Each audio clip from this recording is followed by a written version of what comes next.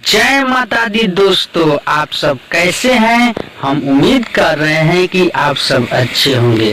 तो आज हमने आप सभी के लिए लेकर आए हैं बड़े भैया रंजीत सिंह के ट्रैक पर फुल एंड फ्री देवी गीत। तो आइए सॉन्ग को स्टार्ट करते हैं। लेकिन सॉन्ग स्टार्ट करने से पहले अगर आप हमारे चैनल पर नए हैं तो कृपया चैनल को सब्सक्राइब कर लीजिए, लाइक कमेंट शेयर कर दीजिए और बेल आइकन प्रेस कर दीजिए ताकि हमारा हर नोटिफिकेशन आप तक शीघ्र पहुंच सके। तो आइए सॉन्ग को स्टार्ट करते हैं। तर्ज पाटना से चलता दवैया हो, इसका भाव है मुखड़ा। गंगा जल से धो पिया पैया हो, और आवत तारी शेरा वाली मैया हो।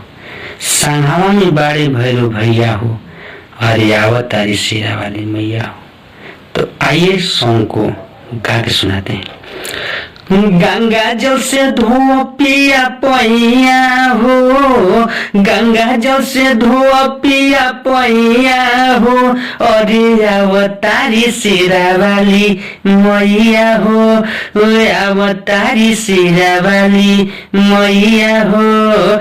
संघावा में बड़े भैरो भैया हो, संघावा में बड़े भैरो भैया हो, और अवतारी शेरा वाली मैया हो, और अवतारी शेरा वाली मैया हो।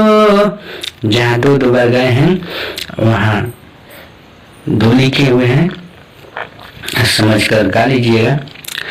तो फर्स्ट अंतरा, जाई बाजारे चुनर चटकारे, ले ले आई नारियल के गोला, धूप अगरबत्ती पानपति फूल से माई के पूजन मोर होला।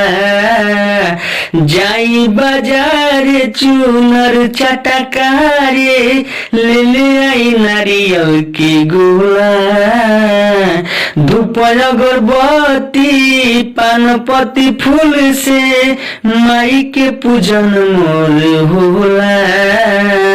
अरे ले ले आई नीम के पतैया हो, ले ले आई नीम के पतैया हो, अरे अवतारी शेरा वाली मैया हो, अरे अवतारी शेरा वाली मैया हो। संघावा में बड़े भैरो भैया हो, अरे अवतारी शेरा वाली मैया हो, अरे अवतारी शेरा वाली मैया हो।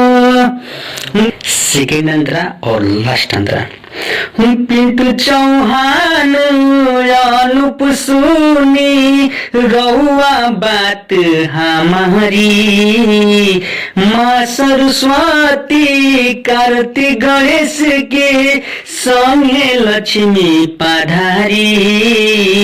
इसको दो बार गाना है। जो ये पिंटू चौहान है यहाँ मेरा नाम रहने दीजिएगा, और जो अनुप है वहाँ आप अपना नाम रख सकते हैं। तो आइए फिर से गाते हैं। पिंटू चौहान अनुप सोनी रहुआ बात हमारी, माँ सरस्वती कार्तिक गणेश के संगे लक्ष्मी पधारी। हर देखी चहकेली पेड़ पर चिरैया हो, चहकेली पेड़ पर चिरैया हो, और अवतारी शेरा वाली मैया हो, अरे अवतारी शेरा वाली मैया हो।